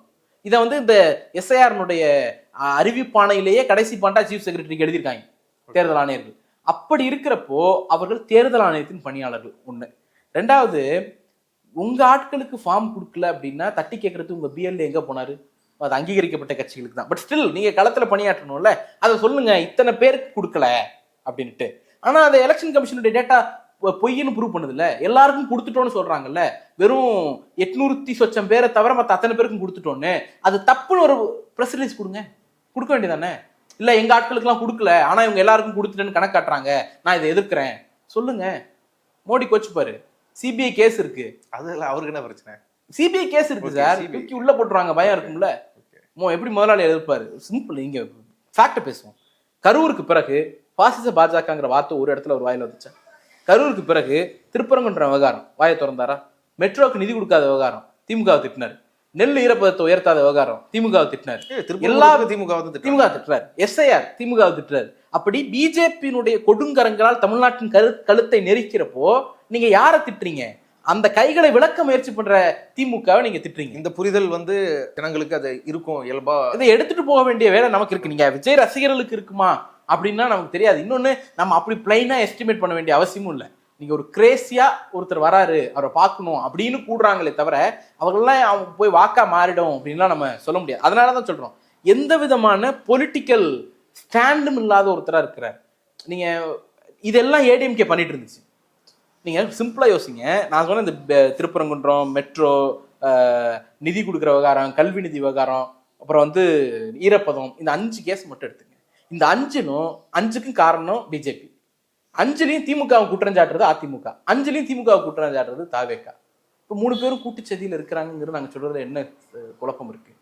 அப்ப நேத்து இவரு சொல்றாருல, மோடியின் குடும்பம் நாங்க, மோடி குடும்பம் தமிழ்நாட்டில் வெல்லும்னு பியூஷ் கோயல் சொல்றாரு. அந்த குடும்பத்தினுடைய உள்ளே இருக்கக்கூடிய பார்ட்னர் அதிமுக, வெளியே இருக்கக்கூடிய பார்ட்னர் தாவேகா. அவரே சொல்றாரு, அவரை ரொம்ப எதிர்த்து பேச வேண்டாம், விஜய் எதிர்க்காதீங்க, எதிர்த்து எங்க பேச வீட்டு வேண்டாம்னு புள்ள, சொல்லி நம்ம பாஜக. செல்ல புள்ள, நம்ம டார்லிங் அவர் அடிக்காதீங்க, காயம் பட்டுரும் அப்படின்னு நினைக்கிறாரு. இப்ப திமுக 3 லட்சம் பேர் வந்து இந்த நேரத்துல களத்துல வந்து இதுக்காக வேலை பாக்குறாங்க, எஸ்ஆர்ல வாக்குகள் விடப்படுவதாக வேலை பாக்குறாங்க. இவ்வளவு ஒரு பலமான கட்டமைப்பு இருக்கிற கட்சியை இவ்வளவு கஷ்டப்பட்டு அதுல வேலை பார்க்கணுன்ற போது இப்ப கூட்டணி கட்சிகளுக்கான நிலைமையும் வந்து, ஏன்னா அவங்களதே ஒரு 30 தொகுதிகள் கிட்ட அவங்க ஜெயிச்ச மார்ஜினோட இப்போ டிலீட் பண்ண மார்ஜின் வந்து அவங்களதே வந்து அதிகமா இருக்கு. அப்போ அவங்களுக்கு இருக்கிற நெருக்கடி இருக்குது, அதை திமுக ஓவர் கம் பண்ண எந்த அளவுக்கு முயற்சி பண்ணுவோன்றது ஒரு கேள்வி. ரெண்டாவது, இது இல்லாத கட்சிகள், புதுசா வந்த கட்சிகள், அவங்க வாக்காளர்கள், இதெல்லாம் என்ன நிலைமை இருக்கும்? இப்போ திமுகவை பொறுத்த வரைக்கும் திமுகவின் வாக்குகள்னு கன்சிடர் பண்றது அந்த கூட்டணிக்கான வாக்குகள் தான். இப்போ நம்ம செக்யூர் பண்ணணும்னு ஆசைப்படுற ஓட்டு எல்லாருடைய ஓட்டு, அது பிஜேபி ஓட்டா இருக்கலாம், ஏடிஎம்கே ஓட்டா இருக்கலாம், அதெல்லாம் அதனால இறங்கி இன்னைக்கு ஷார்ட் டைம் இருக்கு, அதுக்கு ஒர்க் பண்றது திமுக அணியினுடைய வாக்குகளுக்காக தான் ஒர்க் பண்றோம். நீங்க இப்ப காங்கிரஸ் நிற்கக்கூடிய ஒரு தொகுதியில திமுக செக்யூர் பண்ற ஓட்டு காங்கிரஸ் தான் போகுது. அதனால அந்த குழப்பம் வேண்டியதில்லை, அவர்களும் சேர்ந்து தான் பணியாற்றுறாங்க. இன்னொரு முக்கியமான விஷயம், புதிய கட்சிகள்னா அவங்களுக்கு இந்த அக்கறை இருக்கணும், அவங்களுக்கு அந்த புரிதலே கிடையாது, பிஎல்ஓன்னா என்னன்னு தெரியாது. அவங்களே சொல்றாங்க பூத்ல நாங்க இல்லைனாலும் நாங்க தான் ஜெயிப்போம் அப்படிங்கிறாங்க. அப்ப பூத் லெவல் பண்ணி அந்த அளவுக்கு அண்டர் எஸ்டிமேட் பண்ணிருக்காங்க. அந்த அளவுக்கு அவங்களுக்கு மக்கள் செல்வாக்கு இருக்கிறதா அவங்க நினைச்சிருக்காங்க. அதான் சொல்றேன், மக்கள் செல்வாக்கு வச்சு பூத்ல ஆளே இல்லாம நான் ஜெயிப்பேன்னு சொன்னா அவ்வளவுதான் அவங்களுடைய அரசியல் புரிதல். எல்கேஜி ஸ்டூடெண்ட் கூட இதோட அதிகமான புரிதல் இருக்கும். அதனாலதான் நாங்க வந்து உங்களை ஒரு பொருட்டா மதிக்கிறதே கிடையாது. நீங்க அவருடைய பொலிட்டிக்கல் அண்டர்ஸ்டாண்டிங் என்ன தெரியுமா, அது அண்ணாமலையோட காம்படிட் பண்ண வேண்டிய அண்டர்ஸ்டாண்டிங். ஏன்னா அண்ணாமலை என்ன பண்ணாரு, உள்ளாட்சி தேர்தலில் ஒரு பிரச்சனை, ட்விட்டு போட்டாரு, இந்தியன் எலெக்ஷன் கமிஷன் அட்டாக் பண்ணி ட்விட்டு போட்டாரு. ஸ்டேட் அசம்பிளி எலெக்ஷன்ல ஒரு பிரச்சனை, தமிழ்நாடு எலெக்ஷன் கமிஷன் அட்டாக் பண்ணி ட்விட்டு போட்டாரு. அது அவருடைய புரிதல். இவர் என்ன பண்ணாரு, election commissioner chief election officer தமிழ்நாடுக்கு எழுதுறதுக்கு பதிலா போய் தமிழ்நாடு எலெக்ஷன் கமிஷனருக்கு எழுதினாரு. ரொம்ப சிம்பிள். அந்த அம்மையார் பட்நாயக் அம்மையாருக்கு எழுதுறதுக்கு பதிலா ஜோதி நிர்மலா சாமி அம்மையாருக்கு எழுதினாரு. எந்த மேட்ச்சு, யாரு பிளேயரு, என்ன ரூலு எதுவுமே தெரியாது. கோயில் வாசல் விடுறதா கொலாயடியில் விடுறதா எதுவும் தெரியாது. நானும் ரவுடி தானே கிளம்பி வந்துடுறது. அப்ப நான் ஜெயிச்சிருவோங்கிறது அதெல்லாம் அதீத கற்பனை. இந்த படத்தினுடைய திரைக்கதைக்குள்ளேயே உண்மையான நம்பிக்கைன்னு நினைக்கிறீங்களா? அவருக்கு உண்மையில ஒரு நம்பிக்கை இருக்குன்னு நினைக்கிறீங்களா? Illusion sir. நீங்க திரைக்கதைக்குள்ளேயே வாழக்கூடியவர்களாக இருக்கிறார்கள். நீங்க இது எல்லாம் அவங்க பேசுறதே பாருங்களேன், எதிரி, சதி திட்டம், சதி கோட்பாடு, உள்ள பூந்துட்டாங்க, கத்தி வச்சிருந்தாங்க, ஸ்ப்ரே வச்சிருந்தாங்க, இதெல்லாம் திரைக்கதைக்குள்ளேயே வாழ்ற வாழ்க்கை. அதை விட்டு வெளில வரவே முடியாது. இவங்க எல்லாம் என்ன நினைச்சிட்டு இருக்காங்க, ஒரு படத்துல இப்ப முதலமைச்சர் ஆனாரு ரீசெண்டா, ஏதோ ஒரு அவருடைய வாக்கு திருடப்பட்டதுக்கு எதிராக புரட்சி சர்க்கார், அந்த படம்னு நினைச்சு வாழ்றாங்க. இவங்க அரசியலும் தேர்தல் களமும் அந்த மாதிரியான படங்கள் அப்படின்னு நினைச்சு வாழ்றாங்க. ஆனா அந்த படம் இல்லைங்கிறத வந்து அவருக்கு 2 இன்சிடென்ட் சொல்லுது. ஒன்னு வந்து கரூர், அந்த படம் இல்லை, அப்படியானது இல்லை அரசியல்னு தெரிஞ்சதுனால தான் பிரஸ் விரட்ட இந்த பின்னங்கால் பிறகு வரைக்கும் ஓடி வரா மாதிரி பறந்து வரார். அப்ப மக்களுக்கு ஒரு பிரச்சனை அப்படின்னா, தன்னை பார்க்க வந்த மக்களுக்கு பிரச்சனைனாலும் நான் ஓடி தான் வருவேன். செய்தி நேத்தி அவங்களுடைய மாவட்ட நிர்வாகிகள் சர்ச்சை, அவங்க அஜித்தாங்கிறவங்க ஒருத்தவங்க இது பண்றாங்க, முற்றுகையிடுறாங்க, ரோட்ல இறங்கி இது பண்றாங்க. ஒரு தலைவருக்கு எதிராக தன்னுடைய கட்சி நிர்வாகிகள் நாள் கணக்கில் முற்றுகையிட்டு தான் அநேகமா இதுதான் முதல் முறையா இருக்கும்னு நினைக்கிறேன். சொந்த கட்சிக்காரனே கருப்பு கொடி காட்டின பெருமை வந்து அதிமுக எடப்பாடி பழனிசாமிக்கு உண்டு. அதுக்கப்புறம் சொந்த கட்சிக்காரனே முற்றுகையிட்ட பெருமை இவருக்கு தான் உண்டு. என்ன கேட்கிறேன், நீங்க பயந்து தானே ஓடுறீங்க, நின்னு ஃபேஸ் பண்ணல. அதான் அவங்க முன்னாடி கார் முன்னாடி வந்து நிக்கிறாங்க, அவங்க கட்சியோட நிர்வாகி தான், மாவட்ட அளவுல பொறுப்புல இருந்தவங்க தான். அவங்க நின்று என்னமா சரி நான் வந்துட்டு பேசுறேன்னு சொல்லிட்டு சொல்லலாம், போன்ல பேசலாம்ல. நீங்க காரை நவுத்திட்டு போயிட்டீங்க, ஒரு சேஃப்டி இஷ்யூ இருக்கும், யாராவது சதி பண்ணிருக்கலாம், கூட 2 பேரை அனுப்பி ஏதாவது பண்ண முயற்சி பண்ணிருக்கலாம். கார் அந்தாண்ட போன உடனே போன்ல பேசிருக்கலாம்ல, போன்ல பேசி நான் என்னன்னு சரி பண்றேமா அப்படின்னு பேசிருக்கலாம்ல. அப்ப என்ன அர்த்தம், நீங்க பூட்டி வச்சுட்டு கொல்லைப்புற வழியுமா ஆபீஸ்ல யூஸ் பண்ணிட்டு இருக்கீங்க, அப்படித்தானே பண்ணிட்டு இருக்கீங்க. இந்த அம்மா நைட் பூரா அங்க உட்காந்ததுனால நீங்க வந்து பொதுச் செயலாளர், துணை பொதுச் செயலாளர் எல்லாரும் பேக் டோர் வழியா உள்ள வந்துட்டு போயிட்டு இருக்கீங்க. யாருக்கு பயந்து? எதிர்கட்சிக்காரனுக்கு பயந்தா? மிசா போட்டாங்களா, தடா பொடாலாம் போட்டாங்களா, இல்ல ராணுவத்தை கொண்டு வந்து காவல்துறையை கொண்டு வந்து குவிச்சிட்டாங்களா? நக்கீரன் கோபால் அவர்களுடைய ஆபீஸை வந்து போய் சட்டவிரோதமா முற்றுகையிட்டு ரவுடிகளையும் போலீஸையும் வச்சு அந்த அம்மா அட்டாக் பண்ணிச்சு, அந்த மாதிரி அட்டாக் பண்ணிடுச்சா? அந்த மாதிரி யாராவது உங்களை சொந்த கட்சிக்காரன் வாசல்ல நிக்கிறான், வெளில வர பயந்துட்டு பேக்டோர் வழியா ஓடுறீங்க அப்படின்னா என்ன கட்சி? அப்ப மக்களுக்கு ஆபத்துனாலும் எனக்கு பயந்து ஓட தான் தெரியும், என் கட்சிக்காரனுக்கு ஒரு ஆபத்துனாலும் எனக்கு பயந்து ஓட தான் தெரியும். அப்படின்னா இந்த திரைங்கிற இல்லூஷன் இருக்குல்ல, அது பஸ்ட் ஆகும்ல. அது 2 இன்சிடென்ட், அது ஒன்னு கரூர், ஒன்னு இன்னொன்னு அஜிதா இன்சிடென்ட். 2 இன்சிடென்ட்லயுமே அவரோட ரியாக்ஷன் ஓட்டம் மட்டும்தான். அப்போ ரியாலிட்டியை பார்த்தா ஓடக்கூடியவர். 2026 தேர்தல் அவரை விரட்டி அடிக்கும், விரட்ட ஓடுவார். இந்த கணக்குகள், தேர்தல் ஆணையம் கொடுத்துருக்கு இந்த கணக்குகள், 66 லட்சம் பேர் மொத்தமா ஷிஃப்டடு, இறந்தது, இல்லை இவ்வளவு பேர் சேர்த்துருக்குறோம், இது எல்லாமே வந்து களத்துல இருந்து அந்த ஃபார்ம்ஸ்ல இருந்து கொண்டு வரப்பட்ட உண்மையான தகவல்லாம் நினைக்கிறீங்களா, இல்ல இதெல்லாம் டேபிள் ஒர்க்கா நினைக்கிறீங்களா? உண்மையான தகவல்னா அது அப்போ ஒரு திட்டமிட்டு நிக்கமா, அது எப்படி புரிஞ்சுக்கிறது? இப்ப இது உண்மையா சந்தேகப்பட வேண்டிய ஒரு விஷயம். பீகார்ல அவங்க என்ன பண்ணாங்கன்னா ஒவ்வொரு நாளும் இன்னைக்கு இத்தனை ஃபார்ம் டிஸ்ட்ரிபியூட் பண்ணோம், இத்தனை பேர் இல்ல, இத்தனை பேர் இறந்துட்டாங்க அப்படிங்கிறத அவ்வப்போது அறிக்கையா கொடுத்தாங்க. ஆனால் தமிழ்நாட்டில் number of form distribution, number of return, number of digitalised இதை மட்டும் தான் கொடுத்தாங்களே தவிர எவ்வளவு பேர் இறந்தாங்க, எவ்வளவு பேர் வந்து இடம்பெயர்ந்தாங்க அப்படிங்கிற தகவலை அவர்கள் கொடுக்கவில்லை. அதுதான் முதல் சந்தேகத்திற்கான அடிப்படையா அமையுது. ரெண்டாவது, இப்ப இந்த வீட்டுக்கு வரும், இந்த வீட்டுல 10 ஓட்டு இருக்கு, BLO அவங்க 3 தடவை வரணும்னு இருக்கு. 3 தடவை அவங்க வந்தாங்கிறதுக்கு என்ன சாட்சி? நீங்க அப்படின்னா 3 தடவை வந்ததற்கான ஏதாவது ஒரு ஆவணம் இருக்குல்ல, ஏதாவது லெக்சர் போட்டு கையெழுத்து வாங்குறீங்களா, இல்ல எய்த்த வீட்டுல பக்கத்து வீட்டுல வந்துட்டு போனதுக்கான சாட்சி போடுறீங்களா? இப்போ உங்களுக்கு பிடிக்காத வீடு அப்படின்னா ஆட்டோமேட்டிக்கா அந்த வீட்டுக்கு போக வேண்டாம், நீங்க வந்து நீக்கிக்கலாம். நம்ம சந்தேகப்படுறதுக்கான வாய்ப்பு இருக்கு. பீகார்ல திட்டமிட்டு சில EROக்களே வந்து இஸ்லாமியர்கள் போய் எங்க வாக்கு பத்தி நாங்க தெரிஞ்சுக்கணும், இல்ல நாங்க ஃபில் பண்ணி தரோம்னு கேட்கும்போது இல்ல இந்த ஃபார்ம் உங்களுக்கே கிடையாது, அது வெறும் இந்துக்களுக்கு தான், உங்களுக்கு இந்த நாடே கிடையாதுன்னு EROவே அப்படி இங்க அதை வெளிப்படையா பேச முடியாதுங்கிறதுனால டேபிள்ல வச்சு பண்ணியிருந்தா வெறும் பேரை அதிமுக சார்பில் ஒரு விவாதத்துல கூட கேட்டாங்க, அது எப்படி முஸ்லிம்ஸ்னு தனியா டார்கெட் பண்ண முடியும், அதை எப்படி கிறிஸ்டின்ஸ்னு டார்கெட் பண்ண முடியும், எப்படி தலித்துகள்னு டார்கெட் பண்ண முடியும்? ரொம்ப சிம்பிள், பேரை பார்த்தா முஸ்லீம் தெரிஞ்சிடும், பேரை பார்த்தா கிறிஸ்டின் தெரிஞ்சிடும், இன்னும் சொல்ல போனா எந்த தெரு பேரை பார்த்தா சாதி தெரிஞ்சிடும், அந்த சாதியினுடைய ஓட்டிங் பேட்டர்ன் நமக்கு பெருமளவு தெரிஞ்சிடும். அதெல்லாம் பிஜேபி எக்ஸ்பர்ட். அந்த அடிப்படையில டார்கெட் பண்ணி நீக்கி இருக்கிறதுக்கான வாய்ப்பு இல்லைன்னு நம்ம சொல்ல முடியாது. there are possibility. இந்த மிச்சம் இருக்கு இந்த நாட்கள், இந்த ஒரு மாத காலத்துக்குள்ள இந்த ஃபார்ம் 6 கொடுத்து பண்றது இருக்குல்ல, இதுக்கு முன்னாடி பண்ண ப்ராசஸ்ல BLOக்கள் வந்து வீட்டுக்கு வருவாங்க, BLO வந்து BLS வந்து அசிஸ்டன்ட் பண்ணியிருந்தாங்க எல்லா இடத்துலையும். அப்படி எஃபெக்டிவா வேலை பார்த்து ரொம்ப ப்ரெஷர்ல வேலை பார்த்துருக்காங்க. சூசைட் நடந்தது, இவ்வளவு நடந்தே வந்து ஒரு 1 கோடி பேர் வந்து மிஸ் ஆயிருக்காங்க. இப்போ இந்த மிச்சம் இருக்கிற இந்த 66 லட்சம் ஷிஃப்டட் இருக்குல்ல, அவங்க எந்த இடத்துல, அவங்க எந்த அட்ரஸ்னே தெரியாது, எந்த இடத்துல போய் அவங்களுக்கு நோட்டீஸ் விட்டுவாங்க, அவங்க எப்படி, இல்லை நான் எதுக்காக கேட்குறேன், எவ்வளவு பாசிபிள் இருக்குன்னு நான் உள்ள வரதுக்கு. இப்போ உதாரணத்துக்கு அரசு அலுவலர்கள், தமிழ்நாட்டினுடைய பணியாளர்கள், அவங்க வந்து the moment they become BLO தேர்தல் ஆணையத்தின் உத்தரவுக்கு கட்டுப்பட்டவர்கள் தான். ஆனா எப்படி களத்துல ஒரு திமுகவினுடைய BLAக்கு ஒரு உணர்வு இருக்குல்ல, நம்ம ஓட்டை விட்டுறக்கூடாது, நம்ம ஓட்டுனா தமிழ்நாட்டு ஓட்டு, அது திமுகவுக்கான ஓட்டுன்னு இல்லை, அந்த மாதிரியான உணர்வு பல அதிகாரிகளுக்கும் இருக்கு, லோக்கல்ல பணியாற்றக்கூடிய அதிகாரிகளுக்கு. உதாரணத்துக்கு நான் வந்து எங்க அப்பா பாகம் செக் பண்ண பதிவு போட்டிருந்தேன், அதை வந்து சீஃப் எலெக்ஷன் ஆஃபீஸர் ஆஃபீஸ்க்கு அந்த பதிவு எடுத்து செல்லப்பட்டு அது நான் புகாரே தெரிவிக்கல. ஏன்னா அதுல ஐடென்டிஃபை பண்ணப்பட்ட 5 ஓட்டுட்டி நாங்களே பேசிட்டோம், நாங்களே ஃபார்ம் 6 கொடுக்கறதுக்கான ஏற்பாடை பண்ணிட்டோம், அந்த 5 ஓட்டை செக்யூர் பண்ணது எங்களுக்கு தெரியும், அதனால கம்ப்ளைண்டா சொல்றேன், ஜஸ்ட் எக்ஸ்பிளைன் வாட் ஹேப்பன், அனுபவத்தை பகிர்ந்தது. அதை இவங்க கம்ப்ளைண்டா எடுத்து டிஸ்ட்ரிக்ட்ல இருக்கக்கூடிய எலெக்ஷன் ஆஃபீஸருக்கு அதை அனுப்பி, தஞ்சாவூரினுடைய எலெக்ஷன் தாசில்தார் என்ன ஒரு நாள்ல 6 முறை கால் பண்ணி டீடைல்ஸ், அது என்ன பாகம், எந்தெந்த ஓட்டு அப்படின்லாம் கேட்டு, நான் அந்த பாகத்தை சொல்லி நீக்கப்பட்டவர்கள் எதெல்லாம் குளறுபடி இருக்கு, அந்த 5 பேருடைய பட்டியல் என்ன, இந்த மாதிரியான விவரங்கள்லாம் அவர் கொடுத்து, அவர் வந்து அதுக்கான வழிகாட்டுறாரு. நீங்க சார் இந்த 5 பேருக்கு நம்ம ஃபார்ம் கொடுத்துருவோம் சார், அதுல 3 பேர் அவங்க இப்ப இருக்கிற ஊர்லயே சேர்ந்துக்கிறேன்னு சொல்றாங்க சார், இந்த மாதிரியான எக்ஸ்பிளனேஷன்லாம் அவர் நம்ம கொடுத்து கம்ப்ளைண்டா ஆக்குறது, அந்த ப்ராசஸ் பண்றது யாரு?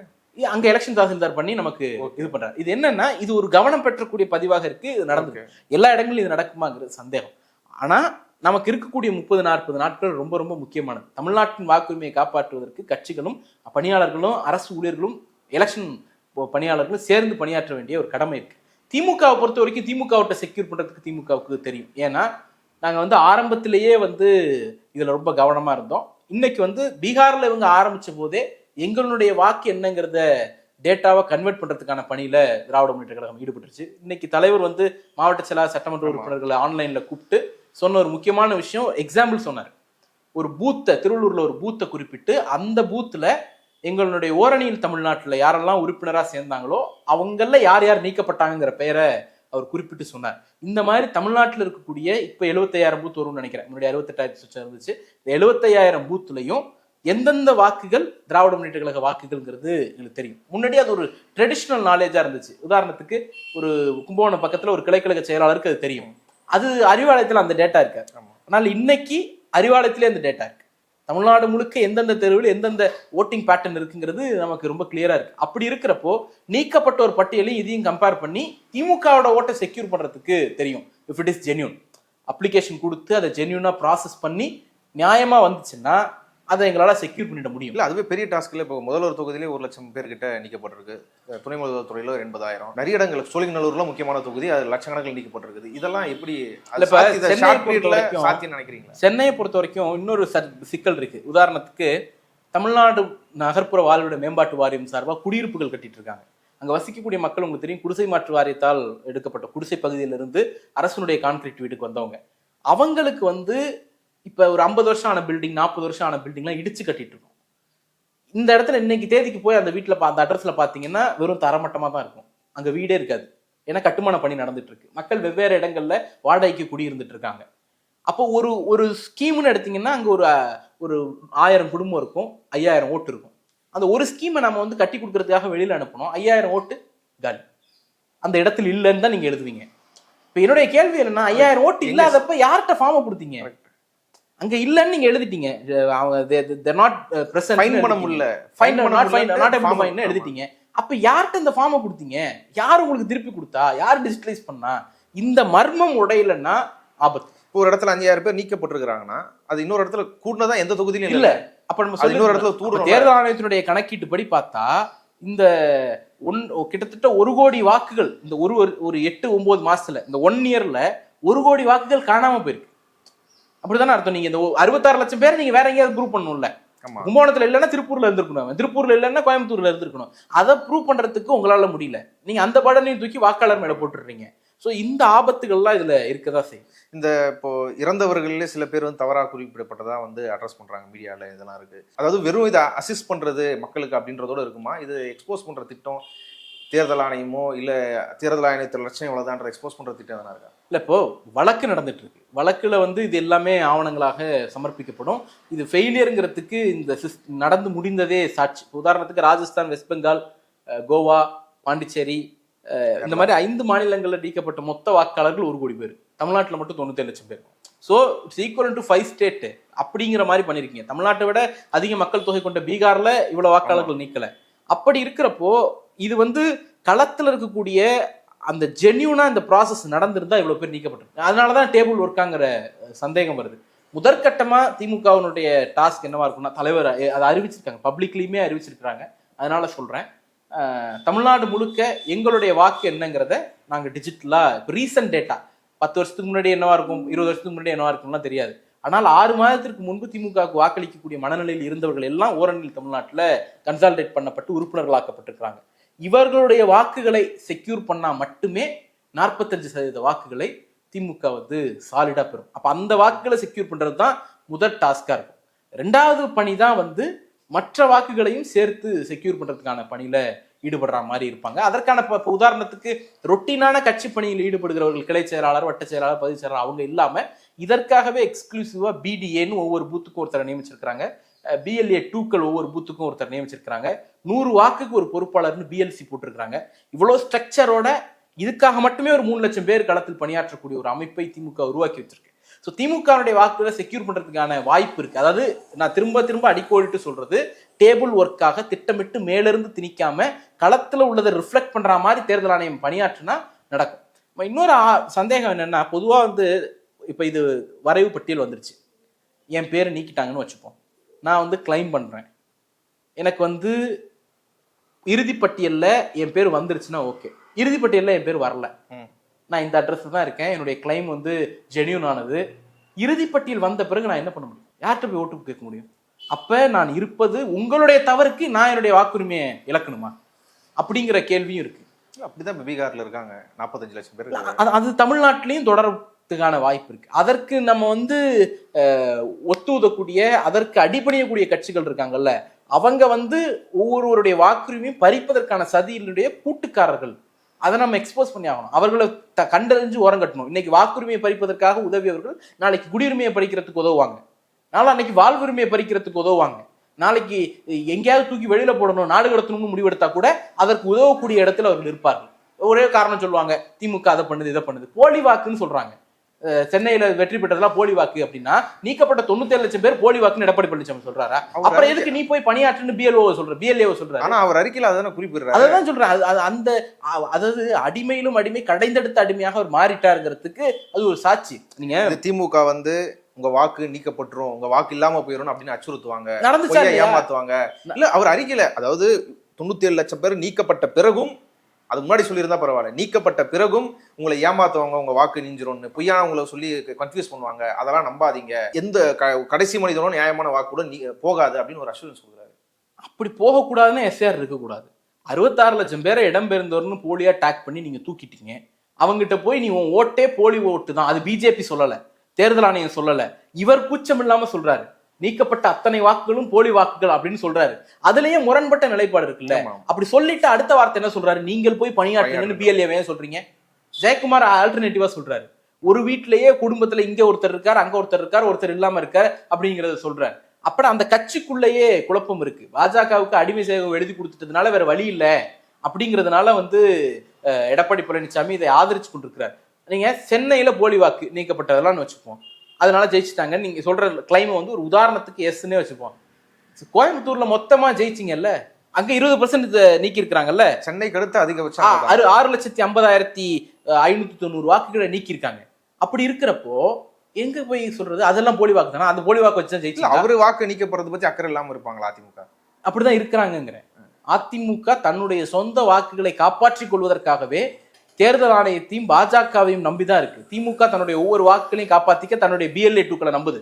ஆனா அவங்க அப்படி நீங்க சொல்லுங்க, களத்துல இருந்திருப்பீங்க, பணியாற்றி இருப்பீங்க, பிஎல்ஏக்கள் போய் ஏடிஎம்கே பிஎல்ஏக்கள் வீடு வீடா வேலை பார்த்தாங்க, சொல்ல முடியுமா? இல்ல, சில இடங்கள்ல இருக்கு. அவங்களும் தலைமையின் அதிருப்தியில தான் அந்த வேலையும் நடக்குது. என்ன இந்த ஆதரிச்சிட்டாரு, என்னன்னே தெரியாம ஆதரிச்சிட்டாரு. ஒரு திமுக பிஎல்ஏ இதனுடைய நூக்கன் கார்னர் XY செட் எல்லா அறிவோட இருக்கிறாரு, எங்களுக்கு அது இல்லைன்னு புலம்பி அதிமுக எனக்கு தெரியும். நான் ஏன் இது இன்னொரு இடத்துல சந்தேக கண்ணோட பாக்குறோம்னா, புலமை பித்தனுடைய வாக்கு ஒரு எக்ஸாம்பிள். அவர் அதிமுக வாக்குங்கிறது எல்லாருக்கும் தெரியும். அதிமுகவுடைய அவைத்தலைவரா இருந்தவர், அவர் இறந்திருக்கிறார். இறந்த பிறகு கண்டுபிடிக்கிறாங்க இன்னைக்கு அந்த ஓட்டு இருக்குன்னு. கண்டுபிடிச்சு சொன்னவர் திமுகவுடைய தேர்தல் தொகுதி பார்வையாளர் திரு கோவிலனின் அவர்கள். அப்ப என்ன அர்த்தம்? திமுக விழிப்போட வேலை செய்யுது, இந்த டிராஃப்ட் வந்த பிறகு வேலை செய்யுது. அதனாலதான் ஒரு ஏடிஎம்கே ஓட்டு டெத் ஓட்டு இல்லைங்கிறதையும் எங்களால ஈஸியா கண்டுபிடிக்க முடியுது. இந்த மாதிரி தமிழ்நாடு முழுக்க அடுத்த ஒரு மாதமும் பணியாற்றத்தான் போறோம். ஜென்யூனா தேர்தல் ஆணையம் நடந்துச்சுன்னா இதனுடைய ரிசல்ட் திமுக சாதகமாக இல்ல. அந்த அந்த கேள்வியில தான் ஒரு பிரச்சனை இருக்குன்னு நான் கவனமா பயன்படுத்துறதுக்கு காரணமே இல்ல, அது நடக்கலன்றதானே. எல்லா இன்ஸ்டிடியூஷனும் கரப்ட் ஆன பிறகு எல்லா ஆயுதங்களும் எதிரி கையில இருக்கும் பொழுது நிராயுதபாணியா நிக்கக்கூடிய மக்கள், தமிழ்நாட்டு மக்கள் என்ன, நீங்க ஜஸ்ட் திமுகவுக்கு ஆதரவு தெரிவிக்கிறாங்கிற ஒரே காரணத்துக்காகவே இந்த நோய்க்கப்பட்ட 97 லட்சம் பேர் எங்க கட்சிக்காரங்க கிடையாது. காலங்காலமா எங்களுக்கு ஓட்டு போட்டவங்க கிடையாது. இந்த தேர்தலில் ஓட்டு போட்டிருக்கலாம், போன தேர்தலில் ஓட்டு போட்டிருக்கலாம், அதுக்கு முதல் தேர்தலில் ஏடிஎம்கே கூட போட்டிருக்கலாம், ஜெயலலிதா இருந்த வரைக்கும் ஜெயலலிதாவுக்கு போட்டிருக்கலாம், சில பேர் அண்ணாமலையால் ஈர்க்கப்பட்டு ஒரு 10 பேர் அங்க கூட ஓட்டு போட்டிருக்கலாம். அப்படிப்பட்ட வாக்குகளை ஜஸ்ட் திமுக பக்கம் அவங்க சாதகமா இருக்கிறாங்க இந்த தேர்தலுங்கிற ஒரே காரணத்துக்காக திட்டமிட்டு நீக்குறீங்கன்னா யாருடைய வாக்குரிமையை பறிக்கிறீங்க? சாதாரண பொதுமக்களுடைய. நாளைக்கு அவங்க கட்சி வேற கட்சி கூட உங்க கட்சி கூட வாக்களிக்கலாம்ல. அப்படி இருக்கும்போது அதுக்கு குரல் கொடுக்க முடியாம உங்க கூட்டணி கட்சி ஆதரிக்கிறீங்கன்னா வெக்கப்படணும். ஓகே, நீங்க வட மாநில தொழிலாளர்களோட வாக்குகள் நீங்க சேர்க்கப்படும் அப்படின்ற விமர்சனங்கள் எஸ்ஏஆர் தொடங்கும் போதே தமிழ்நாட்டில் அது வைக்கப்பட்டது. திராவிட முன்னேற்ற கழகத்திலும் பேசியிருந்தாங்க, அது இல்லாம வெளியில பலரும் பேசியிருந்தாங்க. அப்படி எதனா ரெண்டு என்னன்னா, வடமாநில தொழிலாளர்கள் சேர்க்கப்படுவதற்கான 3 வாய்ப்புகளை அந்த நோட்டிபிகேஷன் சொல்லுது. ஒண்ணு எதற்காக இந்த எஸ்ஏஆர் ப்ராசஸ் செய்யறோம்னு அவங்க கொடுத்த விளக்கம். அந்த விளக்கத்துல 20 ஆண்டுகளாக நாடு முழுக்க வெவ்வேறு பகுதிகளுக்கு இடப்பெயர்வு நடந்திருக்கு, அதை சரி செய்வதற்காகத்தான் நாங்க இதை செய்யறோம். அப்ப அந்த இடத்துலயே என்ன பண்றாங்க, ரெகுலரைசேஷன் ஆஃப் மைக்ரண்ட் லேபர்ஸ் உள்ள வரப்போறாங்கிறதுக்கு ஒரு செய்தி. 2வது, வெளிமாநில தொழிலாளர்கள் அல்லது வெளிமாநிலத்திலிருந்து இப்ப இந்த வாழ்ற மாநிலத்தில் இருக்கிறவங்க தமிழ்நாட்டுக்கு வரவங்க எந்த ஃபார்மையும் எந்த டாக்குமெண்ட்டையும் கொடுத்து வாக்காளராக சேரலாம் அப்படிங்கிறதுக்கு இருக்கு. இப்ப நம்ம ஃபார்ம் 6 கொடுக்குற மாதிரி அவங்க ஃபார்ம் 6 கிடையாது, அதுக்கு தனி ஃபார்ம் வச்சிருக்காங்க. அந்த ஃபார்மை பத்தின எக்ஸ்பிளனேஷன் இருக்கு. இது 2வது வாய்ப்பு. 3வது முக்கியமான வாய்ப்பு, எல்லார் வீட்டுக்கும் எனுமரேஷன் ஃபார்ம் வந்திருக்கும், நம்ம எழுதி கொடுத்துருப்போம். அதனுடைய பேக் சைடு 13வது ஆவணம் எஸ்ஐஆர் 2025 பீகார்ல நடந்தது. என்னுடைய ஒரே கேள்வி, நான் 5 தேர்தல் 4 தேர்தலா ஓட்டு போட்டவன், எங்க அப்பா 10 தேர்தலா ஓட்டு போட்டவர், எங்க தாத்தா காலத்துல இருந்து ஓட்டு போட்டுட்டு இருக்கோம். இவ்வளவு இருக்கக்கூடிய நாங்க 2002 டாக்குமெண்ட்டை போய் தேடி அலையணும். 2002 ஓட்டர் லிஸ்ட் எங்கன்னு பார்க்கணும். இன்னைக்கு இருக்கக்கூடிய தொகுதி அன்னைக்கு கிடையாது, இன்னைக்கு இருக்கக்கூடிய ரெவன்யூ வில்லேஜ் அன்னைக்கு கிடையாது, இன்னைக்கு இருக்கக்கூடிய பாகம் அன்னைக்கு கிடையாது, இன்னைக்கு இருக்கிற போட்டோ ஐடி கார்டு அன்னைக்கு கிடையாது. அவ்வளவு தேடி தேடி விரல் தேஞ்சு போய் நாங்க கண்டுபிடிச்சு சொல்லணும். ஆனா ஒரு பீகார்ல இருந்து வரக்கூடியவர் 6 மாசத்துக்கு முன்னாடி அங்க ஓட்டு போட்டேன் பையா, அங்க நீக்கிட்டேன், இங்க என்ன சேர்த்துக்கன்னு கேட்டா சேர்த்துருவாங்க. எவ்வளவு பெரிய அயோக்கியத்தனம். இந்த அயோக்கியத்தனத்தை தான் வந்து அதிமுக ஆதரிக்குது. அதனுடைய மாவட்ட செயலாளர் ரவின்னு நினைக்கிறேன், அவர் சொன்னாரு வடமாநில தொழிலாளர்களை சேர்க்க கூடாதுன்னு சொல்லுவீங்களா, என்ன தப்பு கேட்டாரு. வாழ்றாங்க உழைக்கிறாங்க அப்படின்னு கேட்கிறாரு. இது வந்து பாஜக கூட இந்த குரலை வெளிப்படையா செய்யல, அவங்க சதி மட்டும் தான் செய்யறாங்க. அந்த சதிக்கு வக்காலத்து வாங்கி வக்கீலா ஆஜராகிற வேலையை வந்து அதிமுக செய்யுது. அப்ப நீங்க நம்ம இவர் சொல்றாரு, திண்டுக்கல் சீனிவாசன் சொல்றாரு, எஸ்ஐஆர்னாலதான் வெற்றி பெற்றது பீகார்ல, அதுதான் இங்கேயும் நடக்கும் அப்படிங்கிறாரு. இந்த டிராஃப்ட் ரூட் வந்த பிறகு உங்க கட்சியோட பிஎல்ஏக்கள் இல்ல பூத்துல வந்து அப்படி எதனா வடமாநில தொழிலாளர்கள் சேர்க்கப்பட்டிருக்கிறாங்கன்றதுனா ஃபைண்ட் அவுட் இருக்கு. இப்ப இதுக்கு அப்புறம் இருக்குல்ல, உங்களுக்கு ஃபார்ம் 6 கொடுக்கலாம், ஃபார்ம் 7 கொடுக்கலாம், இப்போ இருக்கும் அப்படிங்கிறது. அதாவது இப்போ வந்து நம்ம முதற்கட்டமா வந்து நீக்கப்பட்டோர் பட்டியல தான் ஆய்வு பண்ணிட்டு இருப்பாங்க. அதன் அடிப்படையில நீக்கப்பட்டோர்ல திமுக வாக்கு இருக்கா, திமுக ஆதரவு வாக்கு இருக்குங்கிறது தான் ஃபர்ஸ்ட் டார்கெட்டா இருக்கு. அப்புறம் தான் ஃபுல் லிஸ்ட் அனலைஸ் பண்ணும்போது தான் சேர்ந்திருக்காங்களா அப்படிங்கிறது தெரியும். காங்கிரசினுடைய எம்பி மாணிக்கம் தாக்கூர் 2 ஹிந்தி பெயர் ஐடென்டிஃபை பண்ணி சொல்லியிருக்கிறார். இப்போ ஒவ்வொருத்தருக்கும் ஒன்னொன்னு தெரியுது இல்ல, அப்படிங்கிறது இப்பதான் சர்ச்சை. இப்போ எனக்கு வந்து வாக்குகள் வந்து நம்ம ஃபார்மே கொடுக்கல, எனுமரேஷன் ஃபார்மே கொடுக்காம ஃபார்ம் எல்லாம் பேரெல்லாம் வந்து இடம்பெற்றிருக்கிறத நம்ம 2-3 இடத்துல கண்டுபிடிச்சிருக்கோம். இந்த மாதிரி ஃபார்ம் கொடுப்பான், நம்மகிட்ட கொடுத்துருவாங்க, நம்ம வந்து அவங்க இடம் பெயர்ந்துட்டாங்க அப்படிங்கிறதுக்காக கொடுக்காம வச்சிருப்போம். அந்த ஓட்டெல்லாம் இடம்பெற்று ஜென்யூனா இங்க வாழக்கூடியவர்கள் ஃபார்மை கொடுத்து அவங்க பேர் இடம்பெறாம இருக்கு. இந்த மாதிரியான குழப்பங்களும் இருக்கு. ஆனா அதுல நான் இப்ப சொன்ன பிறகு யோசிக்கிறேன், அப்படி இப்ப நீக்கப்பட்ட வாக்கு ஒரு பெண் வாக்கு, சேர்க்கப்பட்ட வாக்கு ஒரு ஆண் வாக்கு. இந்த எஸ்ஏஆர் அதோட குளறுபடிகள் இது எதுவும் 2026 தேர்தலில் தாக்கம் புரியாத அளவுக்கு திமுக தடுத்துரும் அப்படின்னு உறுதியா சொல்ல முடியுமா? திமுக தான் ஒரு எதிரி, அதுக்கு எதிராக பல எதிரிகள்ன்ற மாரி தான் இன்னைக்கு வந்து தேர்தலோட கணக்கு போயிட்டு இருக்குது. புதிய தாவேக்கா வந்திருக்குது, விஜய் வந்திருக்காரு, அவர் சிறுபான்மை ஓட்டு பிரிப்பாருன்றதை எல்லாரும் வாதமா வைக்கிறாங்க. இப்படி ஓட்டு பிரியறதுக்கு நிறைய வாய்ப்பு இருக்கும்போது அதிகபட்ச திமுக எதிர்ப்பு ஓட்டு தான் அதெல்லாம் பிரியுது. ஆனால் குறிப்பிட்ட அளவில் ஒரு தாவேக்கா வந்து சிறுபான்மை வாக்கு, இளைஞர்கள் வாக்கு இதை பிரிப்பாரு அப்படின்னு சொல்றாங்க. எஸ்ஏஆர்ல நீக்கப்பட்ட மார்ஜின் இருக்குல்ல, மொத்தமா அது ஒரு 15% என்னமோ. அதிமுக வித்தியாசமும் அவ்வளவுதான், 2 பேரோட வாக்கு வந்து வித்தியாசமும் அவ்வளவுதான் நினைக்கிறேன் 21 எலெக்ஷன்ல. இப்போ இதெல்லாம் வந்து ஒரு ஃபேக்டரா இருக்காதா? 2026 தேர்தலை பொறுத்த வரைக்கும் எனக்கு தெரிந்து பாதுகாக்கப்பட்ட ஒவ்வொரு வாக்கும் திமுகவை நோக்கி வந்துடும் நினைக்கிறேன். ஏன்னா இன்னைக்கு திமுக களத்துல இறங்கி போராடிச்சு, நம்ம வாக்கு பாதுகாக்கப்பட்டுருச்சு. நாளைக்கு இன்னொரு ஆபத்து வந்துச்சுன்னா பாதுகாக்கிறதுக்கு திமுக வேண்டுமேங்கிற புரிதல் தான் தமிழ்நாட்டு அதிமுக. நான் இதுவா கேட்கிறேன், வேற எந்த கட்சியில இருந்த திமுக கூட்டணி தவிர வேற எந்த கட்சியிலும் எஃபெக்டிவா அவள் நடக்கலையா? என்ன நடந்திருக்காங்கன்னு சொல்லுங்க. திமுக இதை எதிர்த்தோம், சேர்க்கறதுல வந்து பிஎல்ஓக்கள் பணியாற்றினாங்க, அங்கங்க ஒவ்வொரு பாக்கெட்ல அதிமுக பணியாற்றினாங்க. ஆனால் வேலை செஞ்சதையே நான் சொல்லல, ஐடியாலஜிக்கலா இதுல யாரு ஃபைட் பண்ணது? நீங்க நீக்கிறதுக்காக தான் இதை கொண்டு வராங்கன்னு சொன்னோம், நடந்துச்சு. அதை ஆதரிச்சது அதிமுக, எதிர்த்தது திமுக. அப்ப நீக்கினதை ஆதரிச்சது அதிமுக, நீக்க கூடாதுன்னு நின்னது திமுக. அப்ப ஒவ்வொரு வாக்காளருடைய வாக்கும் பாதுகாக்கப்படுவதற்கு காரணம் திமுக தான். இப்போ உதாரணத்துக்கு காமராஜர் காலத்துல ஒரு உதாரணம் சொல்லுவாங்க. அண்ணா வந்து வடக்கு வாழ்கிறது தெற்கு தேய்கிறதுன்னு சொல்லும்போது அவர் கத்திட்டே இருக்காருங்க, எனக்கு ஏதாவது கொடுங்க, தமிழ்நாட்டுக்கு ஏதாவது செய்யுங்க அப்படின்னு சொல்லி இதை பயங்காட்டி அண்ணாவை பயங்காட்டி திட்டங்களை பெற்று வருவார் காமராஜர்னு கலோக்கில சொல்லுவாங்க. அதுக்கு பல உதாரணங்களும் இருக்கு. அந்த மாதிரி திமுக இவ்வளவு விழிப்போடு இருந்ததுனால தான் இன்னைக்கு செக்யூர் பண்ணப்பட்ட வாக்குகள் டிராஃப்ட்ல வந்திருக்கு. இல்லைன்னா அது இன்னும் 1 கோடி வாக்கு போயிருக்கும். ஏன் நம்ம அப்படி நடந்திருக்குமா? 1 கோடி வாக்கு நீக்கும் போது நினைச்சோமா 1 கோடி வாக்கு போகும் நினைச்சோமா? நடந்துச்சு இல்ல. இன்னொரு கோடி வாக்கு போயிருந்துச்சுன்னா என்ன பண்ணிருக்க முடியும்? அப்ப அந்த ஃபைட் நடக்குது, நிச்சயமா அந்த ஃபைட் தொடருது. இப்ப 2026 தேர்தலை பொறுத்த வரைக்கும் இது ஃபர்ஸ்ட் திங், ஆர்வமற்ற வாக்குகள் தான் குறிவித்து நீக்கப்பட்டிருக்கு. 2வது, பெண்கள் உள்ளிட்ட திமுக ஆதரவு வாக்கு வங்கிகள் மீது ஒரு திட்டமிட்ட தாக்குதல் நடத்தப்பட்டிருக்கு.